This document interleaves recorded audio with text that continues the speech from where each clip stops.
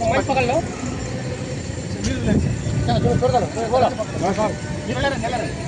सामने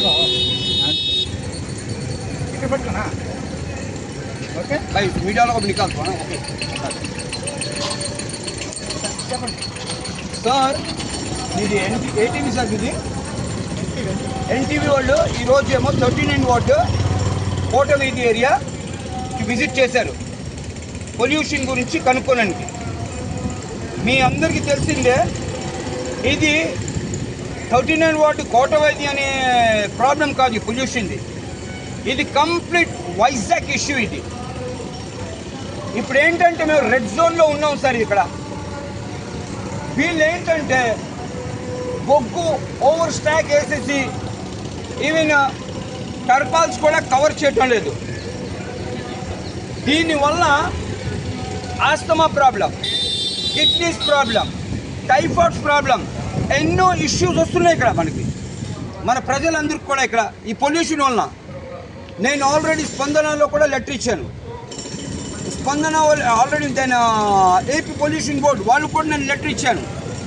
AP pollution board వాళ్ళేమో court కూడా లెటర్ ఇచ్చారు. అప్పుడు కూడా వీళ్ళకంటే ప్రజలంటే ఏమీ సేఫ్టీ లేదు. నేను ఒక సోషల్ వర్కర్, నా దగ్గర జనం ఎంతోమంది వస్తుంటారు. లడ్డు గారు ఇలాగ ఇష్యూ ఉంది, ఈ పొల్యూషన్ వల్ల ఎంతోమంది జబ్బు పడుతున్నారు, ఏంటి చాలా ఇష్యూస్ ఉన్నాయి సార్. దీనివల్ల మెయిన్ కాజ్ సార్ నేను చెప్తున్నాను, ఇది 39 వార్డ్, మన ఎల్లంపేట, కొబ్బరి తోట, యానాపురం, వాట్ ఎవర్ ఇవన్నీ కూడా దీంట్లో ఇంక్లూడ్ అయిపోయాయి ఇక్కడ ఈ పొల్యూషన్ వల్ల. ఇక్కడ especially schools, central office school, fourth Catholic girls school, Queen Mary high school, Saint John school, ఎన్నో నర్సరీ స్కూల్స్ ఉన్నాయి. అన్ని స్కూల్స్లో పిల్లలు వస్తారు కానీ వాళ్ళు రిటర్న్ బ్యాక్ వెళ్ళినప్పుడు కంప్లీట్ బొగ్గుతో వెళ్తారు. మేము త్రాగే నీళ్లు కూడా బొగ్గు వస్తుంది, మేము పీల్చే ఊపిరిలో కూడా బొగ్గు అని బాక్సైడ్ ఉంది. నేను ఒక సోషల్ వర్కర్, నేను ప్రజల గురించి ఫైట్ చేస్తూనే ఉంటాను. నేను సార్ ఇప్పుడు మనకి చెప్పండి సార్, విశాఖపట్నంలో పొల్యూషన్ ఎలాగంటే వాహనదారులు ఎలా ఇబ్బంది పడుతుంది సార్? రెడ్ జోన్లో ఉంది సార్ పొల్యూషన్ పరిస్థితి అంటే. రెడ్ జోన్ అంటే మీరు అర్థం చేసుకోవాలి. మరి ఇప్పుడు మేము ఆ సైడ్ నుంచి వెళ్తుంటే బైక్స్ మీద ఫ్యామిలీస్తోని ఏంటి కంప్లీట్ మనకి బొగ్గు ఎగురుతుంటుంది కంట్లోని. ఇక్కడ వెంకటేశ్వరమూర్తి టెంపుల్ ఉంది, చర్చ్ ఉంది, అక్కడ దర్గా కూడా ఉంది. ఆ టెంపుల్కి ఎంతోమంది విజిట్ చేస్తుంటారు సాటర్డే, ఎంతోమంది.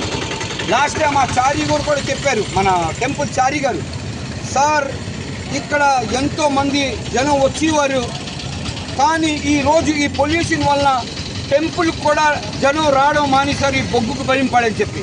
చర్చ్కి ఎంతోమంది వచ్చారు, అది కూడా స్టాప్ అయిపోయింది.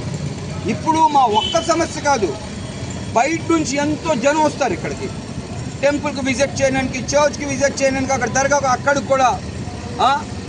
ఇప్పుడు మెట్రో సిటీ చేద్దాం అనుకుంటున్నారు సార్, మెట్రో అని. ఏంటి ఫస్ట్ మేము పొల్యూషన్కి ఏదైనా సాల్వ్ చేయాలా? మేము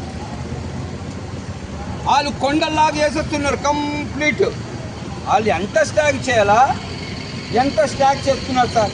గోడలు మాత్రం ఓన్లీ ఫర్ ఐ వాష్కి కట్టారు వాళ్ళు, కానీ ఓవర్ హైట్ స్టాక్ చేసేస్తున్నారు. Last time AP pollution board member అతను కూడా వచ్చారు, అతను కూడా చూశారు. మరి దానికంటే ప్రజలు ఏం చేయగలరు అంటే, ప్రజలు మేము రోడ్డు మీద దిగాలంటే. అఫీషియల్గా వెళ్తున్నాం, మేము లెటర్స్ ద్వారా మేము వెళ్తున్నాం, అప్పుడు కూడా ఏం యాక్షన్ లేదు సార్. ఇబ్బంది మాత్రం చాలామంది మాత్రం ఇబ్బంది పడుతున్నాం సార్ జబ్బులతో. కానీ ఈవెన్ మేము ఏదైతే నీళ్ళు త్రాగుతాం ఆ నీళ్ళు పైన కూడా బొగ్గు వచ్చేస్తుంది. అలాగుంది సార్ సిచ్యువేషన్ ఇక్కడ. జై హింద్ అండ్ జై భారత్.